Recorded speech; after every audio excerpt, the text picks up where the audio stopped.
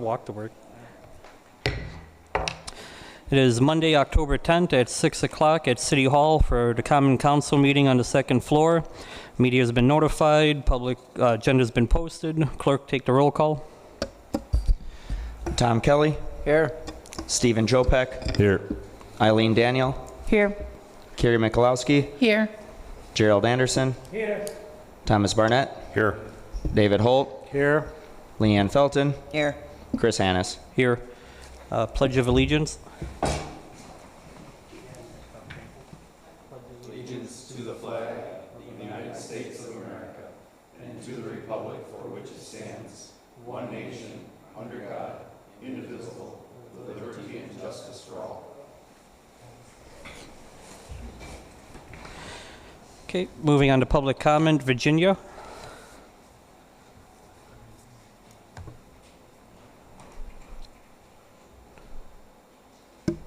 Good evening, everyone. I'm Virginia Roberts. I'm from the Rhinelander District Library, and tonight I would like to talk about a little budget matter. I did want to mention sometimes a good idea is not necessarily a great idea.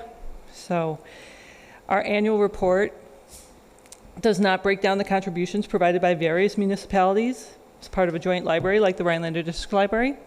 However, I did want the council to know that the library is a pretty good deal for the city of Rhinelander, where the library district budget is costs 35% of the district budget, so that's just the district portion, not the entire budget. 35.7% is paid for by the city, and the residents account for 53.9% of the circulation. The four towns' share of the district budget was 64.3%, while their residents account for 46.9% of their total district circulation. Now, that doesn't mean that they couldn't go higher. It's up to the residents to use the library. However, due to proximity and all of that, Rhinelander City gets the lion's share of the use of the library in just circulation, but also programs, computer use, and other things.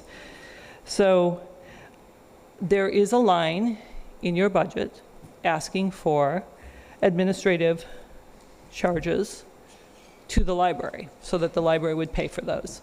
While that's legal, it might not be a necessarily good look for the city through the joint district arbitration. So any case, I'm not being very articulate all of a sudden. This is terrible.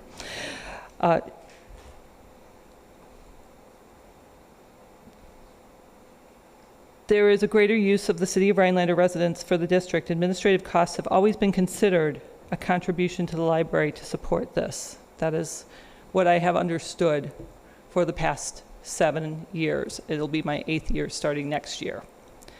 In about a week, actually. I'll start my 8th year.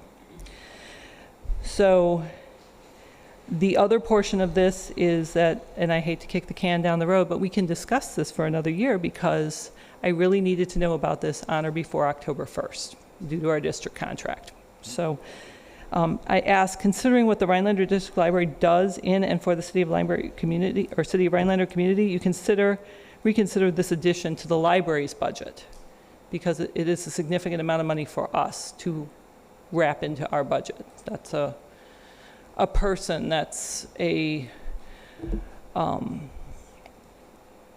improvement. For example, I'm doing a $10,000 improvement to the city's portion of our library right now. So the city library is in 2 places. It's owned partially by the board and partially by the city, and the city's roof is being replaced by the library right now.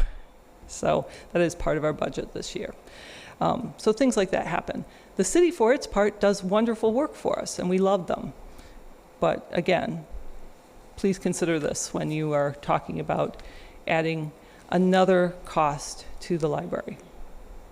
Does anybody have any questions? Not that you can. Mr. Anderson. You got me very confused. Maybe one question is, are you making a distinction between library budget and the district budget? Are those two different things that you're talking about? They are not. So the library's budget is the library district budget. Well, The I'm not- portion of the city budget is significantly smaller than the portion of use the city enjoys from it. And so my understanding was that the administrative costs were part of that contribution. Okay, and what's changing? There is a proposal that the administrative costs are charged directly. So, Rather than, yes, but again, I had a nice conversation with Zach just a few minutes ago, and because of the district contract, which needs to have any changes submitted by October 1st, that may not be happening right now. But I am bringing it to the council so that you know, because this is not atypical. The library district budget portion, Rhinelander's share of it was 35.7% in 2021. In 2015, it was 35.5%. So it's remained stable, that cost has remained stable, whereas the residents are actually using the library more. So it was 50.9% in 2015, it's 53.9% as of 2021. Those are the most recent figures I have. I can calculate into 2022, but they're not complete, obviously. okay, that's a little clearer, but I'm still wondering, are we talking about how the money is accounted for or the amount of money? So the city, because of the way the joint district is set up, the library has to contract with one of the entities to do our financials, and we contract with the city. And they also, you know, like they do for all of the city employees, health insurance, human resources, and a number of other things. And we are very grateful for that. But we can't afford an additional charge, and that is what the city was proposing, or is proposing. So I'm just coming before council to let them know that Okay. it is, just because it's legal doesn't necessarily make it a good idea. When does the arbitration happen? We have to set a date. I have my Board of Trustees meeting tomorrow to do that. So, any further questions? Have I been perfectly clear as mud? Thank you. All right, thank you very much for listening. Sorry, I should have just read the letter. Austin.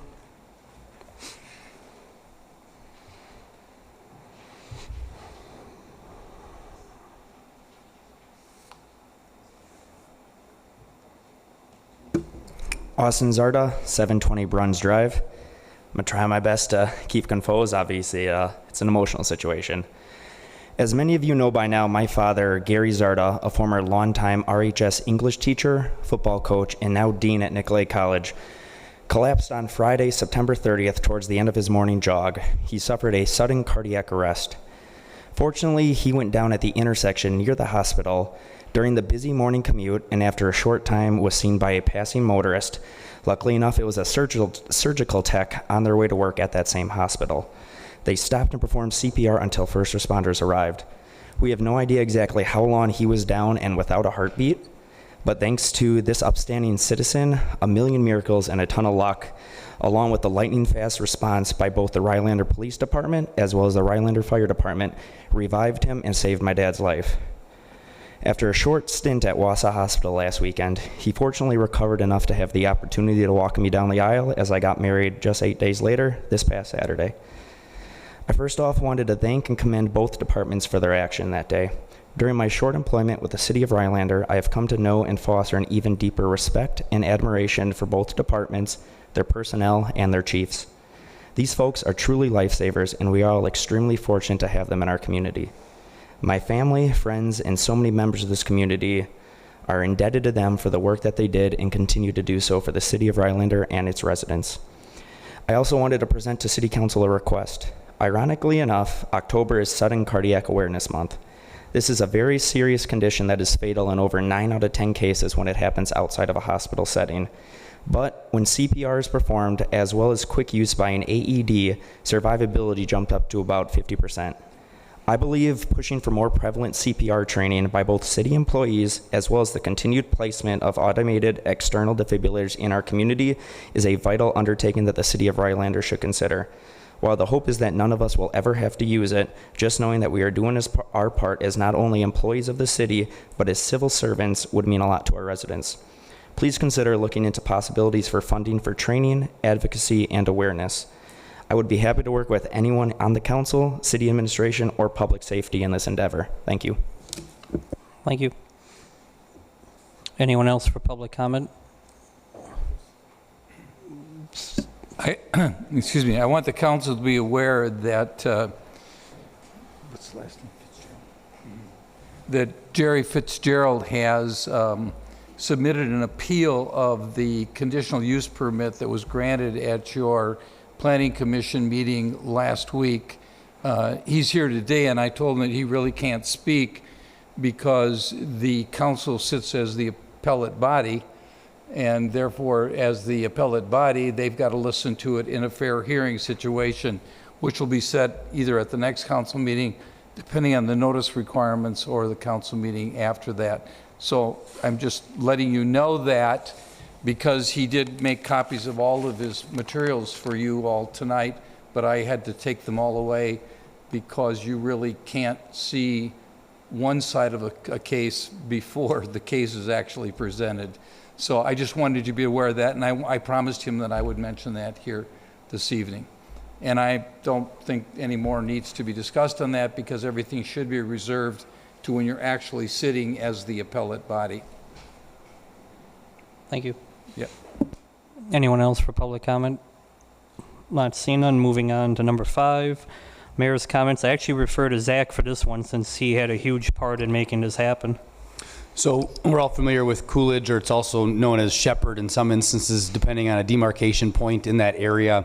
We've long talked about the bipartisan infrastructure law, BIL, program that Congress passed late last year and then funded early this year. We did a grant application with the DOT submitted for the limits from Lincoln Street to Timber, and we were successful. We received initial notification that we received be 80-20% split. So our total application was $1.5 million, and we were successful, at least at this stage, in being made aware that we will receive a grant to support that. So the city will have to get design underway and then have that design and construction complete by 2026. So good news on that corridor. It's federal money, so I would suspect that the design will incorporate bike lanes or some other pedestrian accommodations to get non-motorized users of that roadway. So pretty excited about that. I know DOT has indicated that all of those programs have been incredibly well oversubscribed based upon demand. So to be awarded in the initial round is pretty exciting and successful for the city. So just want to acknowledge that that'll be coming our way. Thank you. And this would be hopefully completed in 2024, and there might be underground utility work also involved with this due to a water and sewer main falls underneath that road. Moving on to 6, which would be consent agenda. Would Mr. Anderson? I'd like to remove items A, C, and D, which is really 2 items, from the consent agenda. So you just want B for the consent? Yes.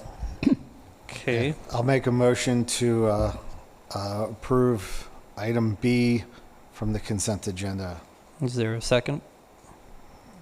I'll second that. Okay. Any discussion? Not seeing none. All those in favor? Aye. All those opposed? Okay, 6B passes. I'm assuming we want to do each one separately. Okay, so let's go to 6A. Mr. Anderson? There's a couple of typos at the top of page 5 on the packet numbering system, but I assume the clerk can take care of that. the very end of the meeting is what I'm concerned with. It says the closed session ended at 6:57 p.m. There's no note like we usually have that no action was taken during the closed session. I think that needs to be added, and the time of adjournment, which I suppose was 7 o'clock or before.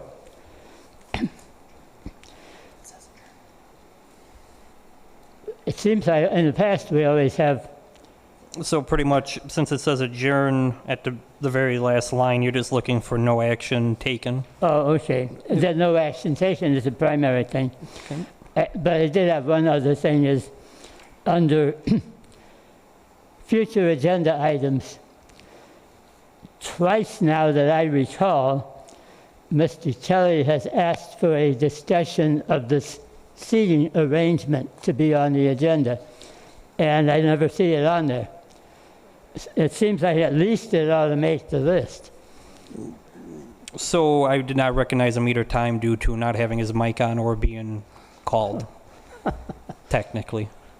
But I assume this time that will happen properly.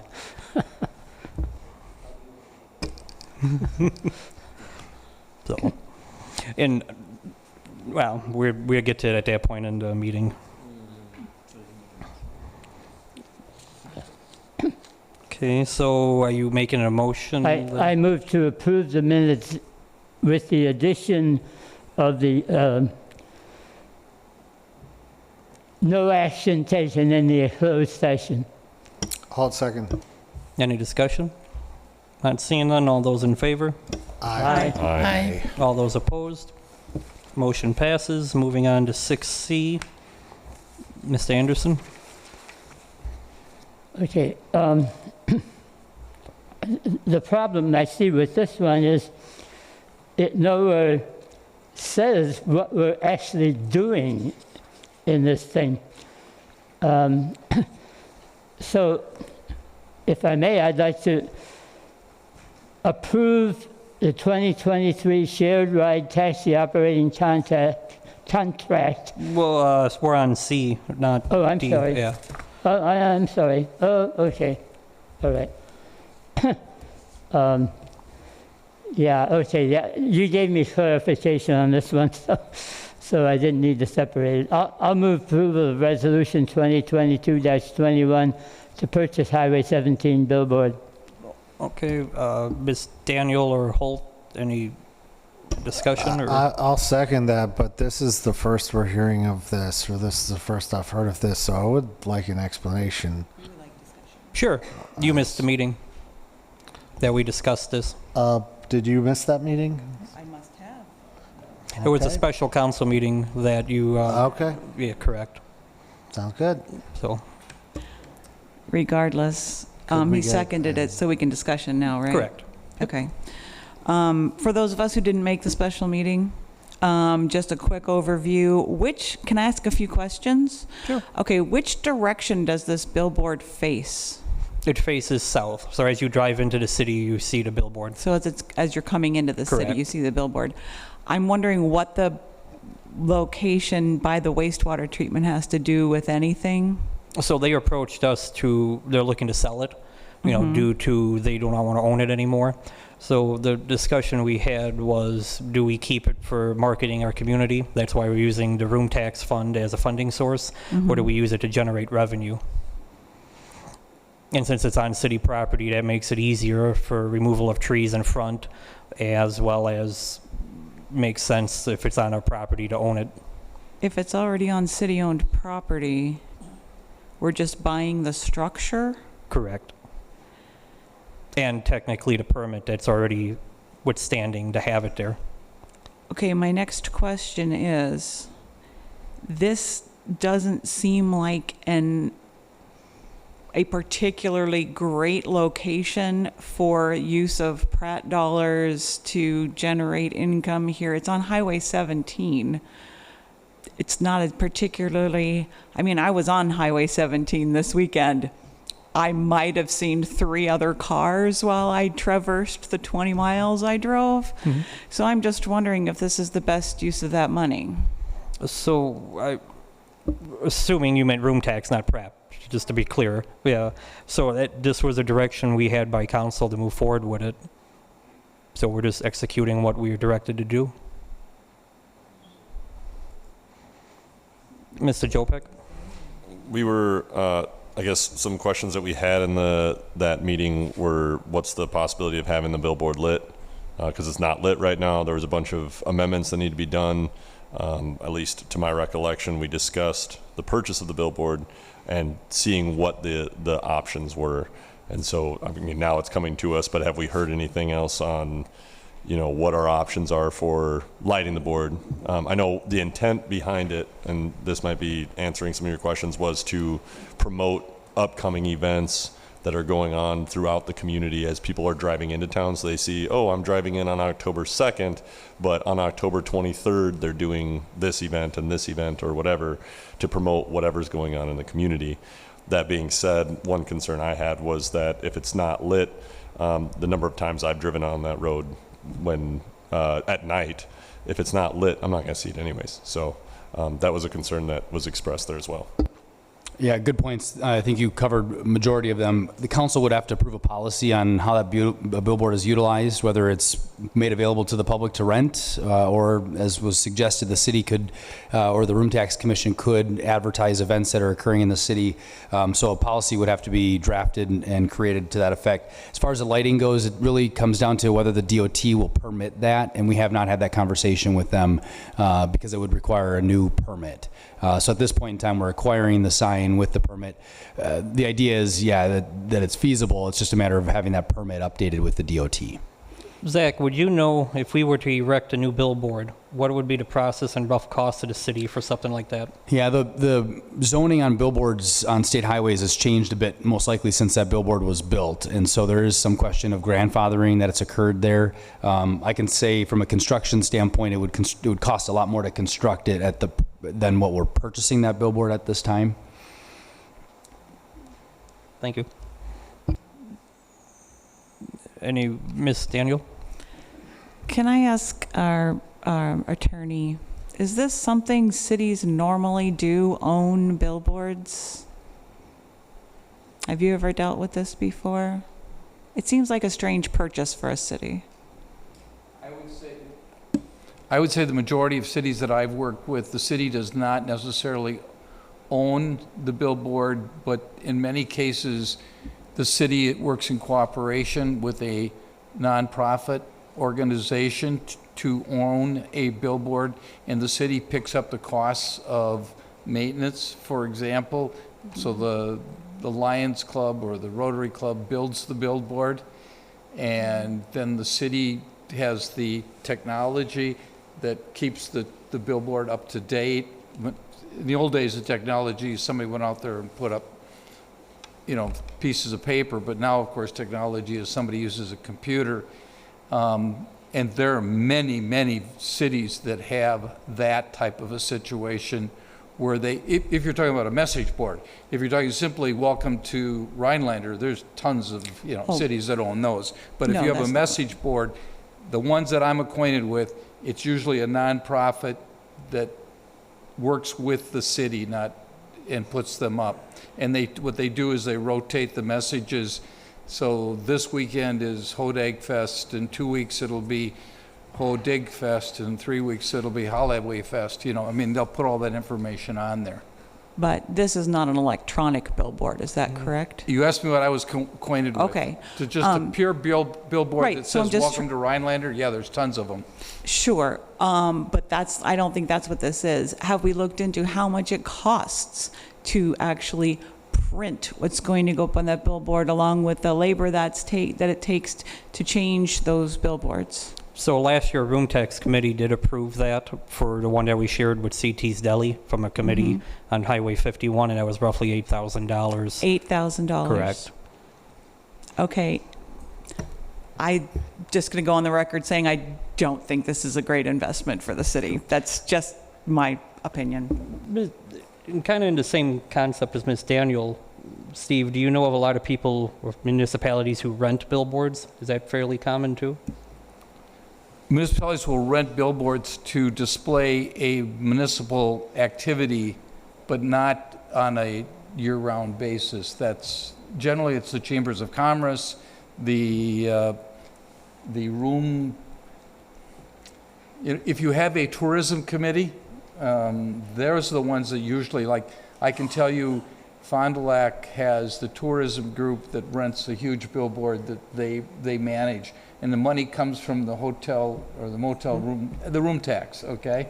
So the use of room tax money for billboards is very popular. It's not usually the city, it's usually an entity that either is part of the city, like the commission, or it is a nonprofit that the city funds through the room tax. True? And Zach, what's the rough cost to rent a billboard? I believe it's like $450, $500 per Yeah, month. the vinyl that was asked on the last instance is only one portion of what that billboard that the Room Tax Commission had split with CT's Deli, and that was, we split the board, so this would be about half, but it was considerable we will pay for this billboard in the same span of time that costs to vinyl and to rent from Lamar, the one on 51. Granted, they're different locations, different sizes, there are considerations there. But I don't remember the exact number. I want to say it's thousands of dollars. Yeah. Mr. Kelly? If memory serves me correctly, about 8 or 9 years ago, we gave Dan Buckley the go-ahead to rent a billboard on Highway 51. And it was $400 a month. Mm-hmm. So this is $4,000 can be paid in a heartbeat. Yeah, true. That's Mr. Ho- $400 a month, and that was 8-9 years ago. My memory of that tourism marketing board meeting where we discussed this was that half the cost of that was $10,000 a year. Mm-hmm. Yeah, that sounds right. So pretty much, we're not saying how we're going to use the board at this point, just if we want to acquire it or not. I mean, this council could dictate we rent it out for a cash flow purpose since it's on city property that could fund a park or something like that, or we could use it for advertising our amenities in the city. So, Mr. Jopek? Understanding that we haven't, made any purchase, obviously, so I don't want to put the cart before the horse, but has there been any communication with the Tourism Commission about the potential that businesses and organizations are interested in using the billboard for that, or are we going to end up with I guess my concern would be to put the $4,000 in and then everybody be like, no, I don't want that billboard because it's on 17. And then all of a sudden we're just sitting here holding on to it. So we haven't looked into that because we don't own it yet. It's hard to try to sell a bill of goods to someone when you have no right to sell said bill of goods. And it's also, are you referring to the room tax committee when you say Well, just as the city attorney had mentioned, like the tourism committee, the Chamber of Commerce. And so I guess to me, you don't build a house without a blueprint. And to me, I guess, yes, it'd be nice to have, but without knowing anything about the internals of how it would function and what we could actually get for revenue, it's, I guess, I don't want to say concerning because that makes it sound like I'm totally against it, but just I'd like to see a plan in place before we invest the money when we could invest the money somewhere else.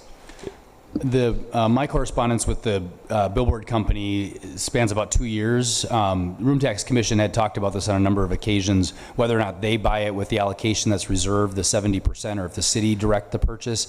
It's been a little unclear in the past how the city directs the actual spend of that 30%. Part of it is through the annual budgeting process. So one of the ways we could have done this was just to put it in the budget and have you approve the budget.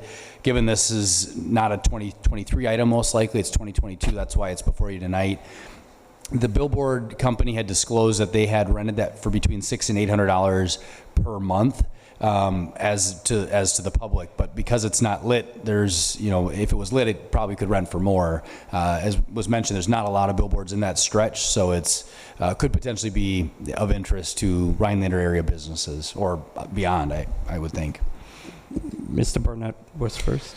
Is there a time frame on when they need an answer if we're going to purchase this or not?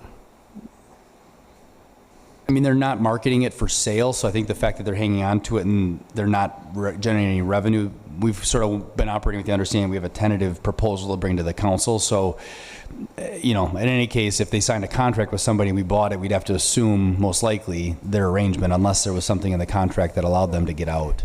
Is there a motion on the floor right now? I don't.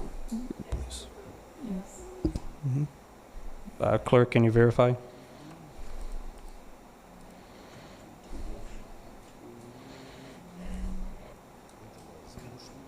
Yep, there was. Yeah, it was a motion from Gerald Holt second. Okay, Ms. Daniel, oh, Can I make a motion to table this, even if there's a thing on the... So I make a motion to table this until the next council meeting, giving time for older people that weren't at that original meeting to research this a little bit and get answers to their questions. okay, Ms. Daniel,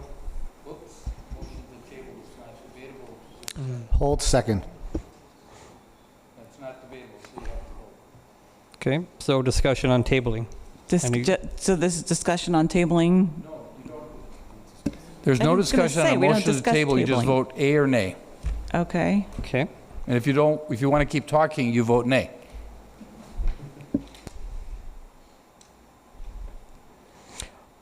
okay, with that, clerk, can you take the roll call on the table motion? Stephen Jopek, Nay. David Holt, Nay. Leanne Felton, Nay. Tom Kelly, Nay. Gerald Anderson, Aye. Karen Mikulowski, Nay. Eileen Daniel, Nay. Thomas Barnett. Aye? Okay, table fails. Ms. Okay. Daniel, I presume? Thank you. Is it currently being used? Is there somebody advertising on that billboard at the moment? Currently, Do no. we have a spreadsheet or something that shows us how much money they have been able to generate from that particular billboard over the past 5 years? I would refer to Zach for that one. No, that would be a competitive business nature. I don't think any billboard company would disclose that, other than Okay. what it's currently being rented for. Okay, so if there's nothing currently on it and they're trying to offload it, there's an argument that could be made that it's not a great location, that it's not lit, so it's not advantageous in that regard. I still am going to stick with my original statement that I think this is a bad investment, and I think our city resources could be allocated better. I think you may have a point. The one thing I would add to that question is whether or not they've maintained the site. One thing that they need to get is a permit to brush it, to remove the brush. And without that done, it's not very attractive. So I think to speak for what the dialogue of the discussions have been, to not for or against, but purely on the matter of the question on the floor, is the fact that that billboard, they didn't stick any money into it thinking they were going to sell it. And so I think that there's that bit of detail you all need to know. Mr. Holt? Yeah. Just for clarification, there's nothing currently on the billboard? Nothing No. currently. Okay. So my thought, I'm inclined to agree with Ms. Daniel here. Anecdotally, I drive by a handful of billboards that the only advertisement on them is for renting them. And so I am inclined to think this is not a good investment for the public funds. Mr. Kelly, I don't know if you're Yeah, still... what if we offered him $3,000, Mike? I think the original was much higher and they're not coming any lower. Locked in on 4? Yeah, the original offer was 10,000 to us, Yeah, well, so we got them down to 4,000. Okay, not seeing any more discussion. Clerk, take the roll call For the original motion. for the original motion for approval. David Holt, No. Gerald Anderson, Aye. Stephen Jopek, Nay. Karen Mikulowski, Aye. Eileen Daniel, Nay. Thomas Barnett, Nay. Leanne Felton, aye. Tom Kelly. Aye. So is that approved? That's a tie. It's a tie. Well, and I, with my first tie, say yes to buying a billboard. So motion approved. Moving on to 6D. Mr. Anderson? I move to approve the 2023 shared ride taxi operating contract between the City of Rhinelander and Running Inc. with the addition of one more bullet point, which I would put ahead of the last one, to read as follows. The shared ride contract is hereby extended for one option year, January 1st, 2023 to December 31st, 2023.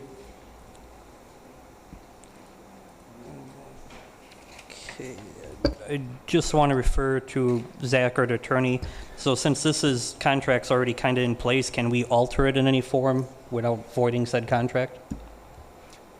My opinion is we can add whatever we want to it at this stage, whether DOT agrees, since this is a DOT regulated service, that would be to be determined. But I think Gerald does have a point in that the passage of this contract should enable the city to do something, and it doesn't explicitly do so. It's inherent that the city has a 5-year operating, or excuse me, has a 3-year, gotta get this right, 3 option years, but it's a 2-year initial term. So 2-year contract with 3 option years for a total of 5 years.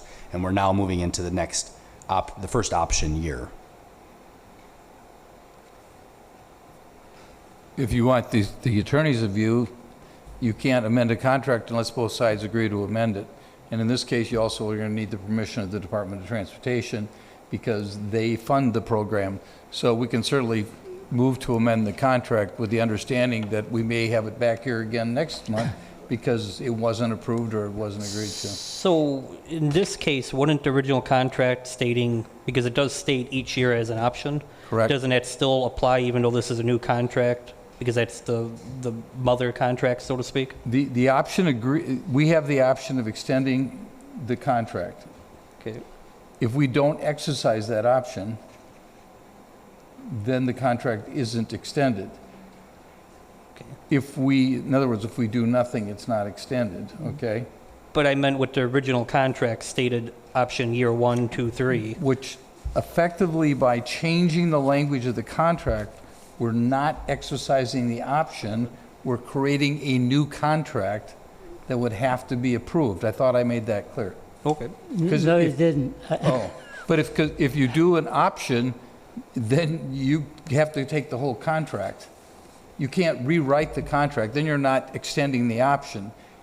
How is this rewriting the contract? You've added new terms. What terms? I can't hear you right. What terms are we adding? All I'm doing is clarifying that we are exercising the option. That wording is not in this document. I want to add it, that's all. That's not amending the contract, it's amending this resolution.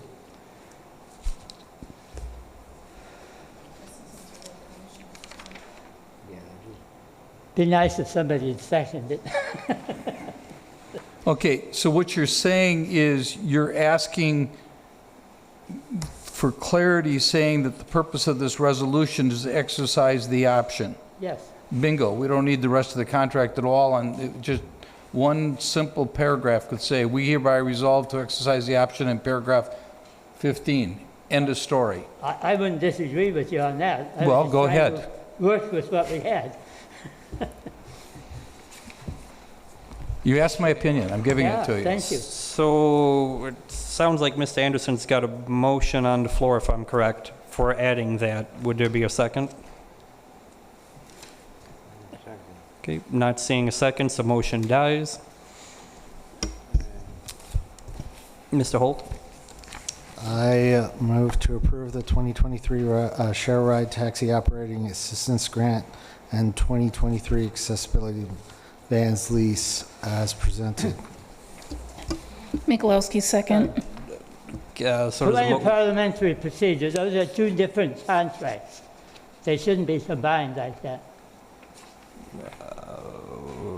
Can you clarify? The lease of the vehicle is a separate contract from the they're related, certainly, but it's a separate thing. One doesn't directly depend on the other. I was kind of wondering the same thing. That's a correct statement. True. You should really take the 2023 shared ride operating contract as a separate approval from the 2023 City of Rhinelander Accessible Van Lease Agreement. Okay. Ms. Daniel? Actually, on the consent agenda, it says the 2023 Shared Ride Taxi Operating Assistance Grant, not contract. I think that's just an error. Mr. Holt? I rescind my motion. Okay,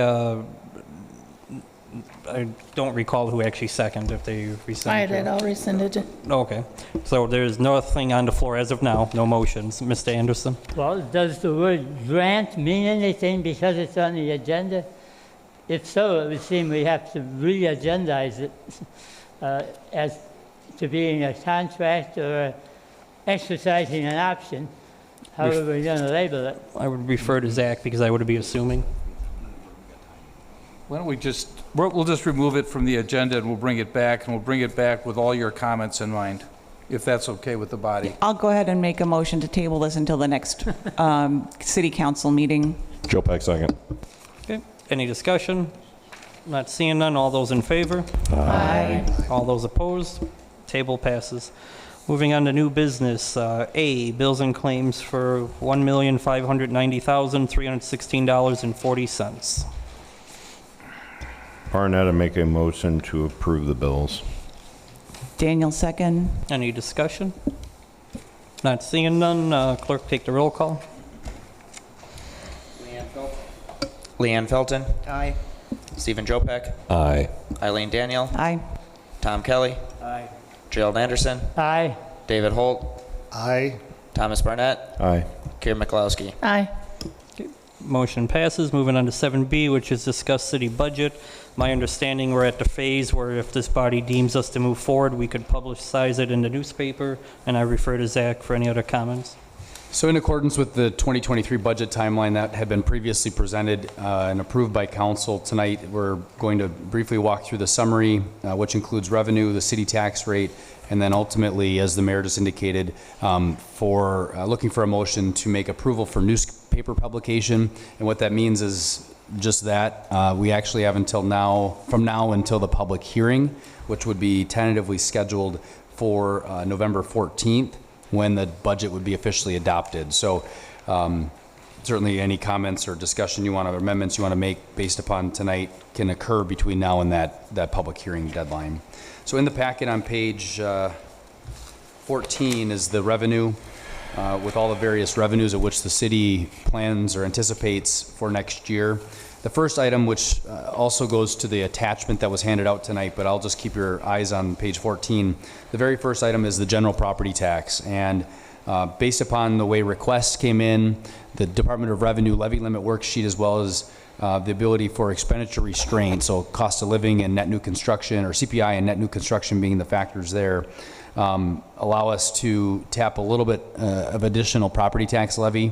So in the budget that's been prepared and proposed to all of you includes a slight increase to the property tax. I would say it's a lot smaller than, given the constraints and with inflation and other pressures, it's smaller than probably what I even anticipated we might be headed into if somebody asked me at the beginning of our budget discussion. So I just want to call that out, and then you can see the rest of the revenues throughout that first page, first and second pages, I should say. There was a public comment made about the library revenue, and we'll be adjusting that because of the way the contract reads and some additional information that we have to look at as to when that and how that potential charge could be made. We just received the operating agreement from the library recently, and we'll be reviewing that. So that's the first 3 pages would be the revenues there, and then the next page is the budget summary. So on page 17, this would be what would be published in the newspaper. So this accounts the revenue on the top portion. And then below that, the second half of the page, underneath general operation expenses, accounts for all the way the city approves the budget. As a reminder, we approve the budget at the summary level. We don't approve at the individual departmental level. So the summary level meaning general government, public safety, transportation, health, leisure activities and conservation, economic environment, and then the other 2 public other financing sources and debt service being at the bottom.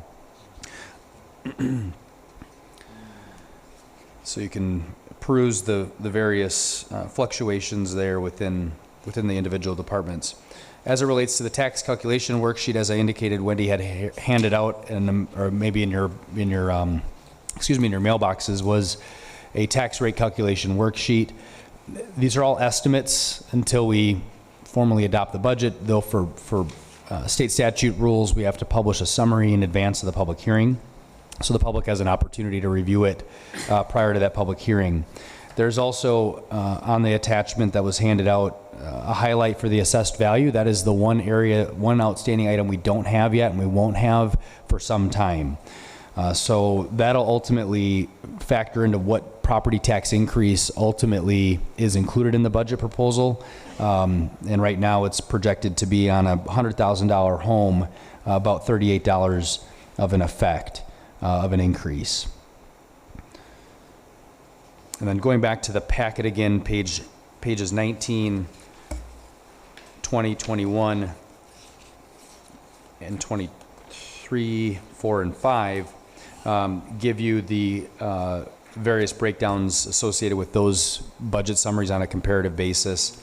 Nothing to highlight there. And then finally on page 26 is when I speak what publishes in the newspaper. This is actually the format that it actually gets published in the newspaper with. So it'd specify November 14th, a public hearing at 6 p.m., which the public's afforded an opportunity to come speak to you all. Again, a balanced budget showing no surplus or deficit in the proposed budget. I will also point out that at our previous budget presentations, we didn't have the health insurance increase numbers. We're actually meeting with our broker again tomorrow morning to zero in on what that will be. We went to market to solicit proposals. Unfortunately, we've only received one from our current carrier, Security Health Plan, and one from Aspirus Health. So we'll be talking through those tomorrow. Our goal is to maintain health plan design that is our current offering with as low of an increase as possible. So again, we'll be talking through that with our health insurance broker tomorrow, which may impact. We did budget a 10% increase within the numbers and the figures that you've been presented thus far. So it's been our goal to have that number be less than 10%, but that's what we're planning for at this time. With that, I'd entertain any questions from anybody. Wow. Mr. Barnett? I want an explanation on the library situation that was brought up during public comment. Yeah, as it indicated, the library, so the city provides administrative support services to a number of entities, one being the airport, also the utilities. While they're city utilities, they're segregated funds. And in the library's agreement, there is a provision for the city to charge for those services, like we charge TIF districts, we charge the airport $18,000. So Wendy has a spreadsheet in which we charge those entities for human resources, finance, payroll, insurance plan administration. Our HR manager provides library orientation for library staff. Our audit is performed by the city's auditors on behalf of the library, but the library pays nothing for any of those administrative services like the other entities do. So in the correspondence I had sent Virginia, it was our desire to reaccount for some of those dollars that are currently being allocated, that are not being allocated for city administration and overhead support. The contract, though, does provide a time frame at which that information needs to be considered by the library, which the window, as Virginia had stated earlier, is October 1st. So what we're going to be discussing later this week is whether or not the library board wants to entertain that discussion for 2024. So there aren't any changes, or there won't be any changes to the library's operations for this year. And as was indicated, the library, the townships have filed for arbitration, so the city will participate in an arbitration situation. I think you'll see on the library numbers went from, I think, about 280,000 to 305,000 this year. So that's a considerable increase to the city's budget, as well as the other taxing or district jurisdictions. So they'll all be sorting that out at a future date as it relates to arbitration. Does that answer it? Yes, thank you. I think it's to be fair for all the other government bodies. You know, we should treat them all the same, I would think, as far as, you know, getting professional service from the city at no cost or complete cost or what have you. Ms. Michalowski? Yes, can you explain why the Humane Society is $3,200 less than last year? Yeah, so there's a formula that they ask for, and this year between the administration and myself as an administrative team, we talked about what was an allotment that we could afford within our budget, and that was the number that we proposed. Have they agreed to that? Well, I don't think it's whether or not they've got an agreement. They asked for what it was, and that information was provided to them. Yeah. To my recollection, they have not reached out to me. Have yourself or Steve had any correspondence with them wanting to come here to talk? We've emailed back and forth about the budget process and what the allocation was currently factored within the budget. They received that figure early last week, I think around Tuesday or so. Yeah. True. Mr. Anderson? Well, just above the library item is parks, going up 37%. What is that about?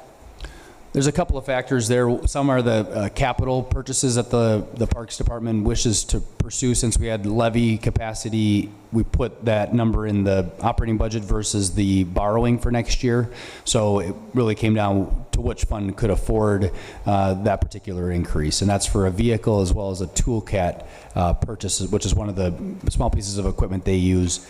And I have to look at where exactly you're looking, Is the playground in that too for Pioneer Park? That's right. So the other parks improvements, I believe the other funds are included within that number within the Parks Department. So we carry reserve funds. Wendy's shaking her head no. So we do not.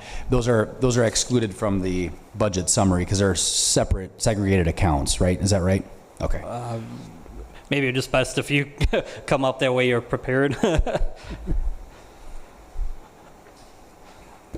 But I would say that the increase... The parks improvements, the playground, they're in a special revenue fund, and that's summarized on the special revenue fund summary sheets, not on this general fund summary sheet. Yeah, and that is center of page 20, which would be playground equipment. I believe you're also budgeting for additional LTE for the summer to keep up with tree Yeah, watering and maintenance. Yeah, we did budget for a temp, essentially summer help in that operating budget too. Mm-hmm. But that was the same as last year too. Yeah. Mm-hmm. Mr. Anderson? I have several more questions. One is, why are items 45, 46, and 47 down from previous? 45, 46, what page are you? Under revenue. Yep. Why are the revenues budgeted to be down? Yeah, for those three. Let's take them one by one. Fines, forfeitures, and penalties.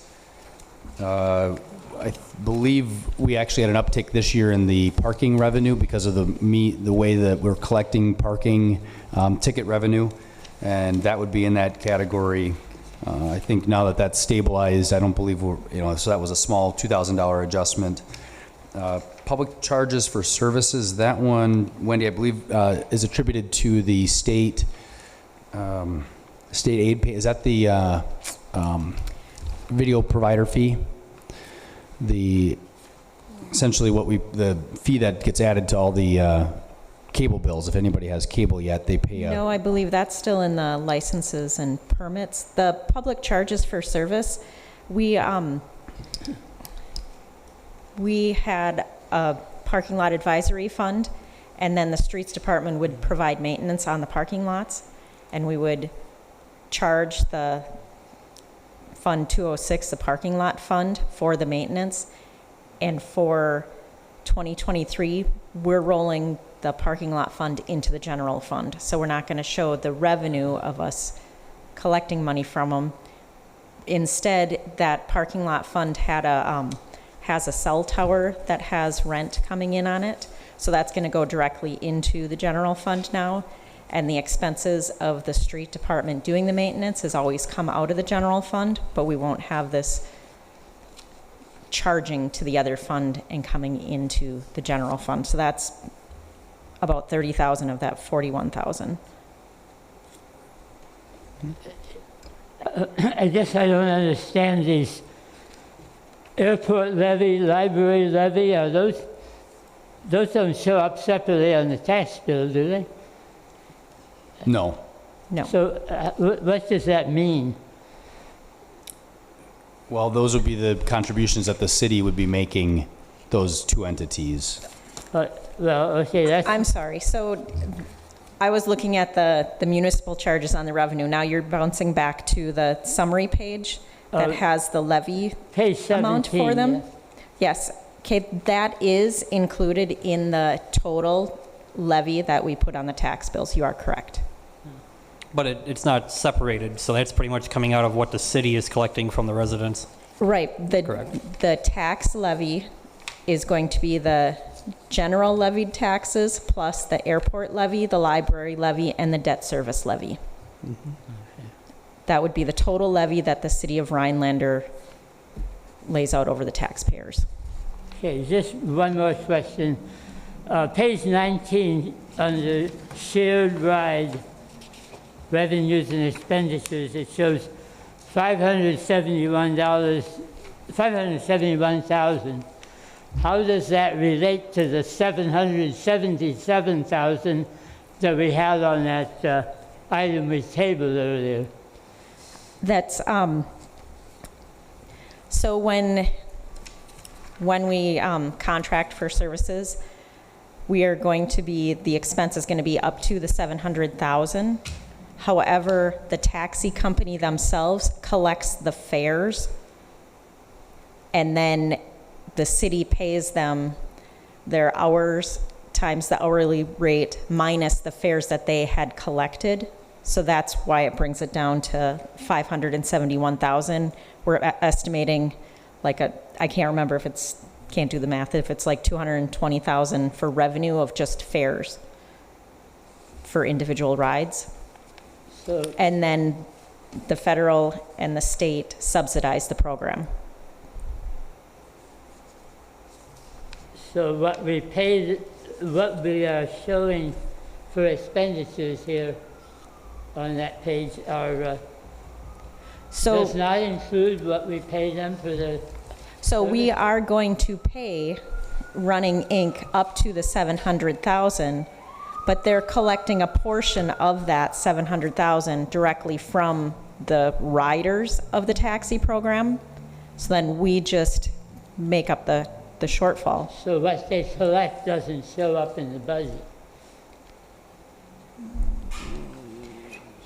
No, not correct.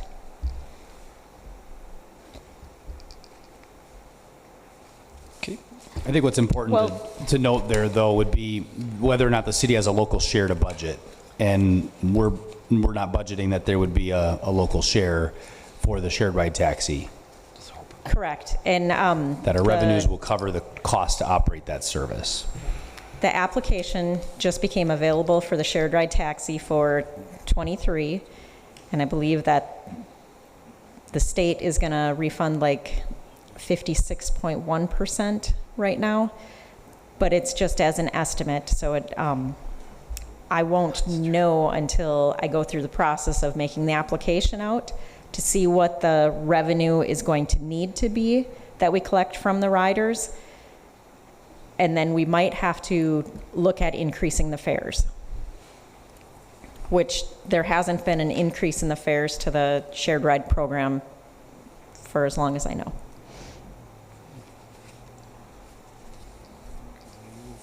Any other questions? So just to clarify, if council does move forward to put this in the newspaper, there's still ability to review, change, tweak. It's just more making it known to the public what our rough working budget is as of now. That's right. Yes, and there are a couple of pieces that we just plain don't have the information for yet to make the final numbers exact. So we still need to get the levy amounts from the school district, Nicolay College, and Oneida County, and that filters into the tax increment calculation. So there's still more pieces that are coming. Besides what Zach mentioned, is there any outstanding expenditures that we're missing? Police union would be one, I suppose, that could change based on It how could the change, outcomes. but we budgeted an estimated increase in there. Okay. Mr. Anderson? I move that we authorize publication of the budget as presented. Is there a second? Halt, I'll second that. Okay. Any discussion? Not seeing none. I think we could do it as a voice call, I believe. So all those in favor? Aye. All those opposed? Promotion of budget approved. Moving on to employee handbook, I refer to Rachel.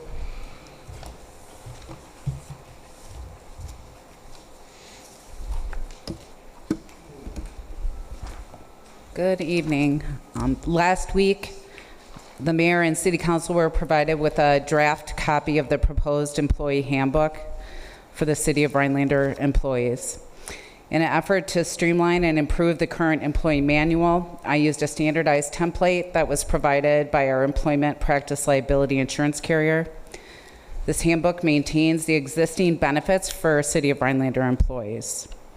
The Excel file spreadsheet that was also supplied with the draft handbook walks through the updates to include a title change, cleanup and clarification of language that was outlined on that sheet, notes regarding no change to administration of benefit for employees, as well as a potential for addition to funeral bereavement leave benefit if it ultimately gets approved. Addition of policies and policy language into the body of the handbook to allow for restructuring and removal of numerous outdated and or no longer relevant appendices. We previously had 17. I have it down to 5, which cleaned up the document quite a bit. I have reviewed the draft handbook and Excel sheet with management team on a couple of occasions, so department heads have seen it and we've talked through it and have had initial discussions with employees. I provided the updated draft handbook that was provided to all employees just prior to today's meeting. And I will review with employees as we continue to move forward so that they're a part of the process and have a clear understanding. Lastly, I did want to mention, even though outside the scope of renewing the current handbook as it is, employees have made requests and shared ideas for future benefit enhancements to improve employee satisfaction. I am keeping notes on these and have reviewed with the mayor, city administrator, and department heads. Once I sit down with employees to review and ensure I have captured everything, I will share those with council as well. So at this point tonight, I would say the handbook is out for you all to review. There are additional tweaks that I'll be making to it just based on small things. I don't believe we're ready for approval tonight, but I would not recommend it. At this point, I would say, since all employees were given this information about an hour and a half ago, we discuss if any of the body here has any questions. We would then bring it back at the next council meeting to decide how we want to move forward. But this is a handbook of the current benefits and policies in place. So, I mean, it might be better to get that passed, and then if we want to tweak whatever benefits to said employees, we do that after we clean up, to the current situation. Yep, I totally agree. So with that being said, any questions or comments or?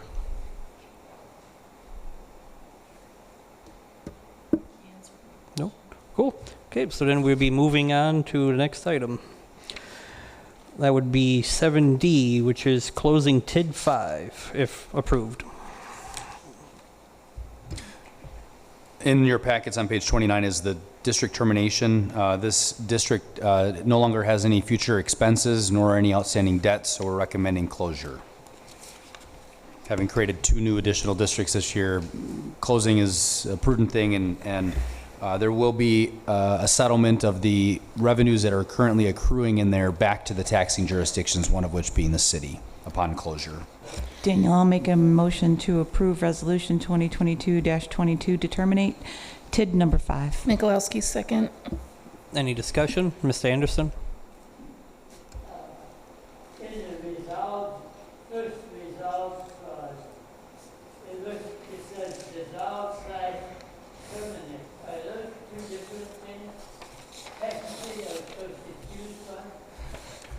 Be a great question for the Wisconsin Department of Revenue. They are the author of said resolution, and we're following their template.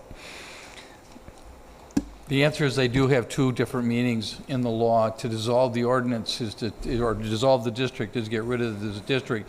To terminate is to terminate the requirements of the district, because there's always requirements for filing. Once you terminate those requirements, that's the termination. The dissolution is there is no District 4 anymore, or District 5, or whatever the case might be. That's why they use two different words.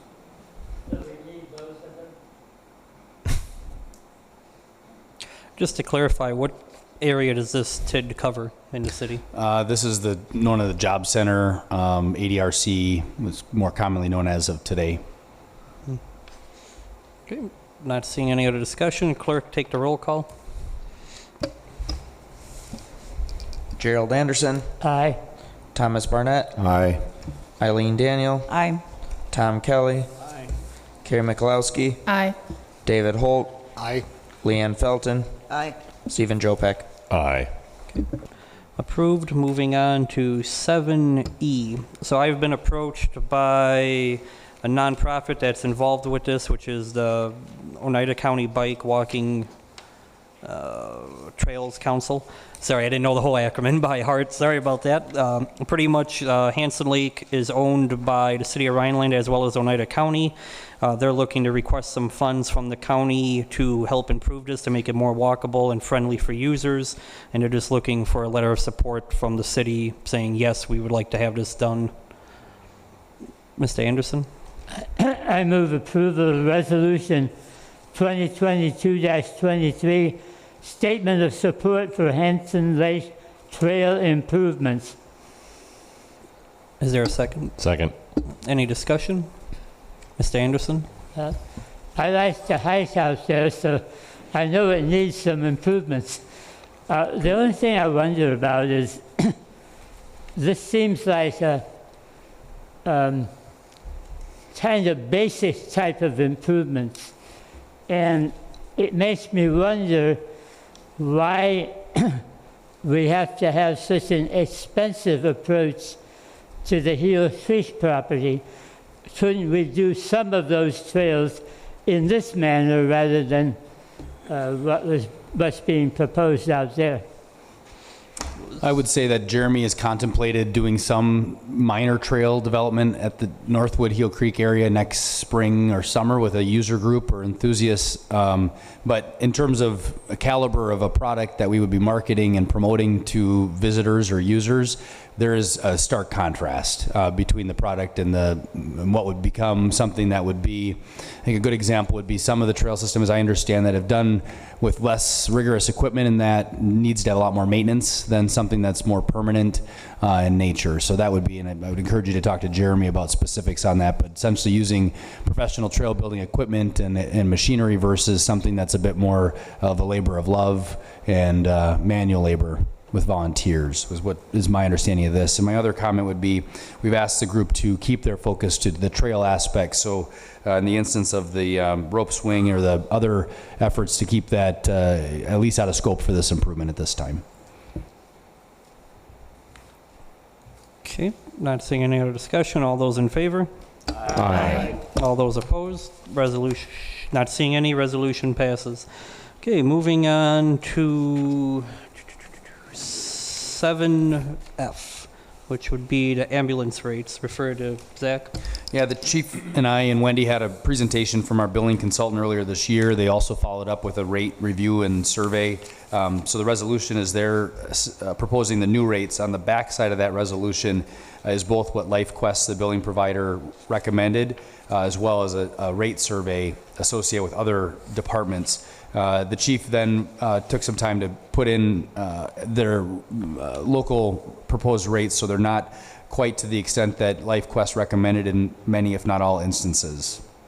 So keeping our rates competitive, taking a rate adjustment, obviously accounting for additional costs increases that we're seeing both in labor and also with any other material operating costs of the like. I would like the chief to come up and say a couple of words.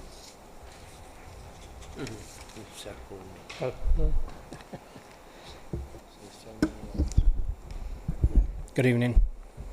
Are you perfectly happy with this, or do you think anything should be tweaked from your point of view? No, I think this is fair. We looked at it quite extensively, and we didn't want to look like we're trying to price gouge with anything, because there's enough of that going on, obviously, in the world. So we want to keep it just fair and make sure that we keep it competitive with what we're doing with the rest of the industry, while keeping in mind that Rhinelander is, a lower income base here. So we want to make sure that we can cover our costs. So based on the pack, when you look at comparables, are we middle of the road, a little high, a little low? We're still low average with our rates and everything, and you can see in the, I think it's page 34 of your packet there with the rate survey. LifeQuest, obviously, they're the billing source, so the more money that we charge, the more money they make. So we're not going to do this to pay LifeQuest more money. We're doing this to make sure that we cover our costs of fuel and maintenance, and the equipment that we have to purchase for all our medications and our supplies. And so this is really just kind of us just reflecting upon that with the change in the inflation and everything, and just trying to keep up. Thank you. Mr. Anderson? So you're satisfied that these proposed rates do cover our costs? As of today, yes. We don't know what tomorrow is going to bring, obviously, with the way everything's working right now. But yeah, as of today, the way we're looking at, yeah. But I do recommend that every other year, I think it was 2 years ago, we did another rate survey, and we increased our rates a little bit then. I recommend we look at it every other year. How long has it been since they were increased? We did it in 21. It was right before I got here, so I think it was last year or so. Okay. I don't believe we have a motion on the floor, so if someone would like to entertain. Mikulowski, I'll make a motion to approve Resolution 2022-24 ambulance rates. Joe Beck, second. Best of luck, Austin. Joe Beck, okay. Any discussion? Not seeing none. All those in favor? Aye. All those opposed? Not seeing none. Resolution passes. Moving on to G, I refer to Mr. Barnett. Yeah, I'd like to remove 7G from the agenda, as it was more of something I said in passing, not really meant for the agenda. Okay. Anyone object? No. Not seeing that. Moving on to H, which is Task Order 18, refer to Mark with Town and Country.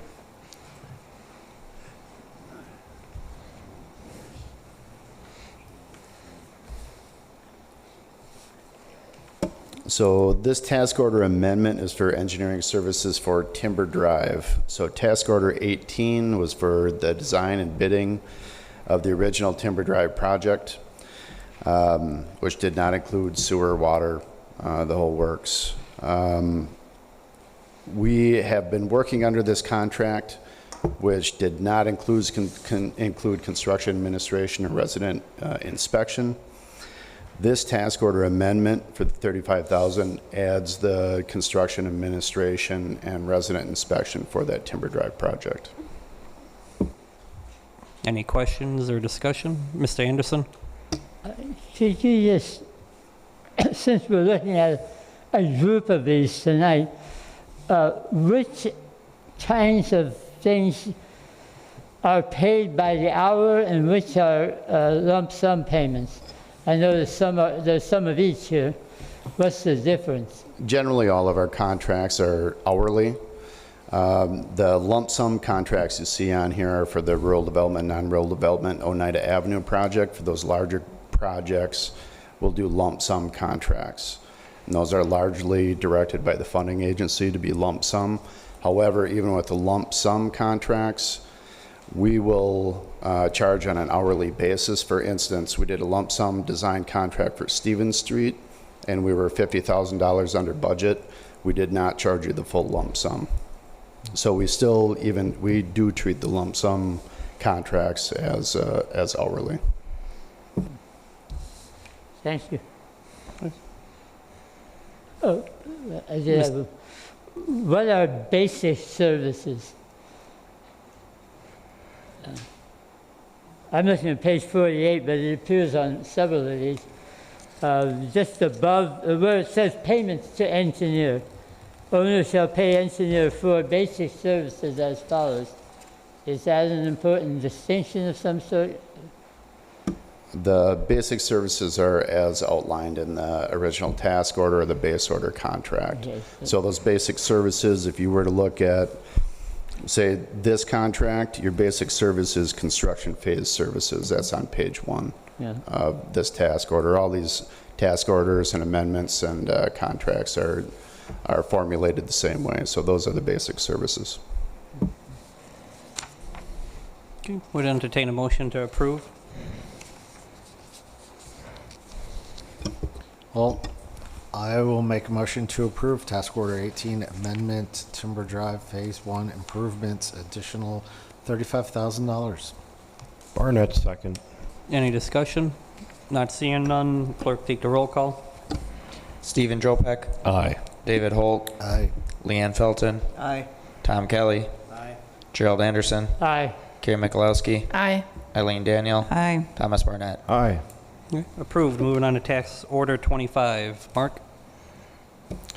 This task order is for the rebidding of Timber Drive from Coolidge to the bypass. With this design, this Timber Drive, the scope has evolved over time. For this design, we added sewer and water to this phase. We're going to be rebidding that this month for construction next year. So this contract, or this task order, is for preliminary design, final design, bidding, construction phases, and post-construction phases. Construction phases are construction administration, resident inspection. Post-construction is basically punch list items.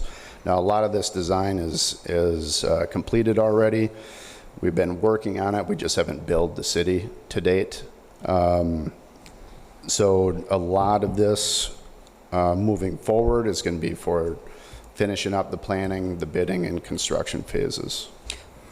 Does this include the upsize for the sewer? It does. Cool. Barnett, I make a motion to approve Task Order 25, Timber Drive, Phase 2 improvements, engineering not to exceed $60,000. Is there a second? Mikulowski, second. Any discussion? Not seeing none. Clerk, take the roll call. David Holt. Aye. Gerald Anderson. Aye. Stephen Jopek. Aye. Carrie Mikulowski. Aye. Eileen Daniel. Aye. Thomas Barnett. Aye. Leanne Felton. Aye. Tom Kelly. Aye. Passes. Moving on to J, which is task order 26 for 10,000. Mark? This is for the Hodag Park path. The city received CDBG funding for this path. The CDBG administration is being done by general engineering, but we did the design and the bidding of this project. Construction is about to start. Should be completed this year. This $10,000 will take us through the end of construction of that bike path. Any discussion? Not entertain a motion? Daniel, make a motion to approve task order 26 Hodag Park Bike Path, not to exceed $10,000. Is there a second? Second, Holt. Okay. Any discussion? Mr. Barnett? What's the improvement to the path? A new path. Is it widening? Is it what kind of surface is it going to be? The path is going to be pulverized in place. We're going to be adding base course material and repaving it, and then topsoil restoration. So no widening it or anything like that? No. Okay. And it's pretty much completely funded through the county CBG, G close. Not seeing anything else. Clerk, take the roll call. Leanne Felton. Aye. Stephen Jopek. Aye. Eileen Daniel. Aye. Tom Kelly. Aye. Gerald Anderson. Aye. David Holt. Aye. Thomas Barnett. Aye. Carrie Mikulowski. Aye. Passes. Moving on to K, which is task order 27. Mark? So these last two are for the Oneida Area Improvement Project. This one, you'll see other contracts, engineering contracts coming down the pike here. These are just for design services. What you see on all contracts related to this is we'll have a rural development contract and a non-rural development contract. So rural development you're receiving loan and grant funding from USDA. They have separate language in their contracts, and we need to keep those separated for funding purposes. This first one that you're seeing is for non-rural development. This is basically everything that rural development is not paying for, which is your water main and some of the storm sewer. We've also added Courtney as a pulverizing project that you'll see as an alternate. So that kind of stuff is on this particular task order. So to complete the water main design for the Oneida Avenue area, plus the addition of Courtney, just the water main design, a little bit of the street, little bit of the storm sewers incorporated in this contract, and this is for $95,000. Mr. Anderson? I noted on page 3 of that one, under terms and conditions, it refers to the entire Stevens Street project rather than the Oneida Avenue area. Is that just a type of I just error? threw that in to see if you'd catch it, Gerald. Thank you. I can make that correction. Or are you guys saying you're paying to redo Stevens Street for us? Sure, we can do that. So just to clarify, I think it was just a typo with the report. Would entertain a motion to approve. Holt, I will make a motion to approve task order 27-2023 Oneida Avenue area improvements, lump sum $95,000. Is there a second? Barnett, second. Any discussion? Clerk, take the roll call. Gerald Anderson, Aye. Thomas Barnett, Aye. Eileen Daniel, Aye. Tom Kelly, Aye. Carrie Mikulowski, Aye. David Holt, Aye. Leanne Felton, Aye. Stephen Jopek. Aye. Okay. Passes. Moving on to discuss and approve 2023 Oneida County Oneida Avenue area improvements. Mark?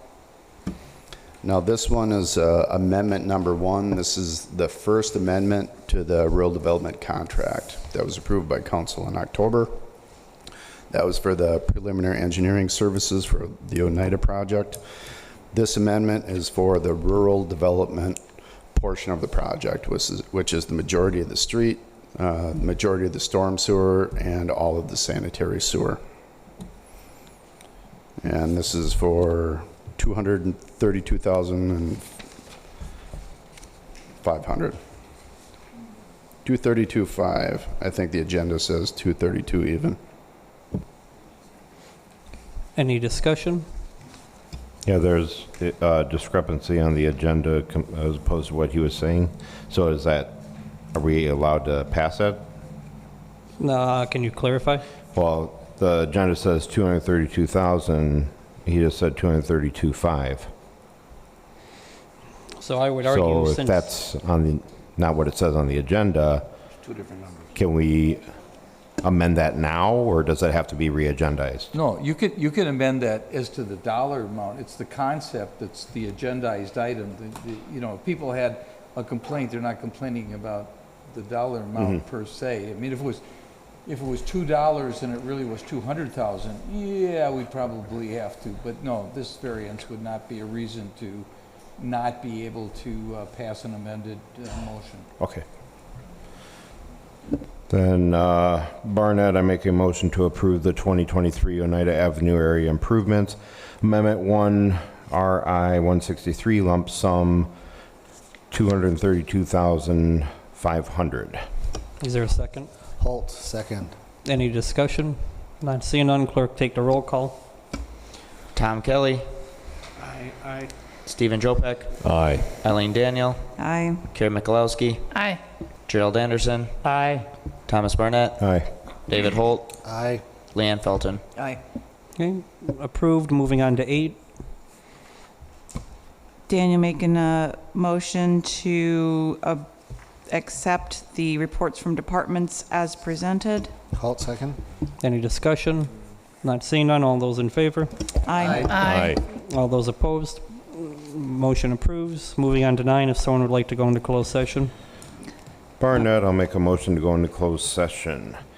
If necessary, convene into closed session pursuant to Wisconsin Stat Section 19.85, 1 sub CEG, considering employment, promotion, compensation, and performance evaluation data of any public employee over which the government body has jurisdiction or exercises responsibility in deliberating or negotiating the purchasing of public properties, the investing of public funds, or conducting other specified public business whenever competitive or bargaining reasons require a closed session. A, discuss the negotiations with the Rhinelander Professional Police Association Local 38. B, discuss the status of city administrative candidate search for possible employment of interim administrative assistant to handle aspects of the city administration position. And C, adjourn closed session and return to open session. Daniel second. Okay. Not seeing any discussion. Clerk, take the roll call. Stephen Jopek. Aye. David Holt. Aye. Leanne Felton. Aye. Tom Kelly. Aye. Gerald Anderson. Aye. Karen Mikulowski. Aye. Eileen Daniel. Aye. Thomas Barnett. Aye.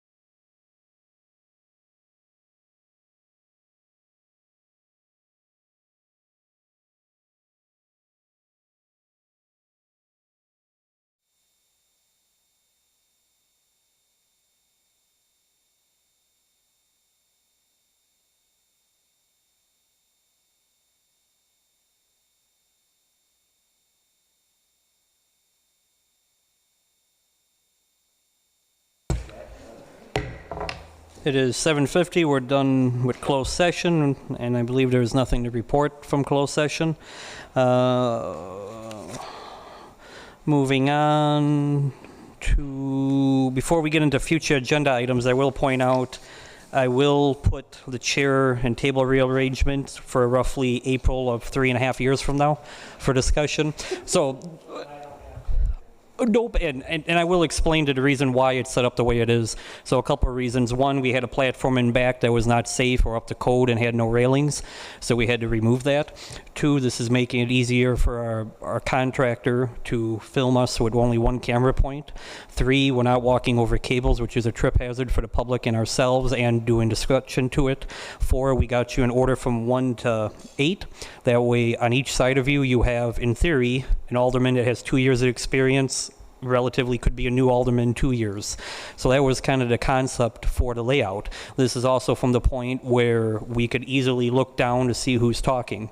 The drawbacks to it is you guys cannot see each other and you cannot see your body language, which is unfortunate, but we don't see a way around that. So I will put this on as a future agenda item for right after the election when there might be a new mayor. Besides that, any other future agenda items? Okay, I'm not seeing nothing, so it is now 7:52, meeting adjourned.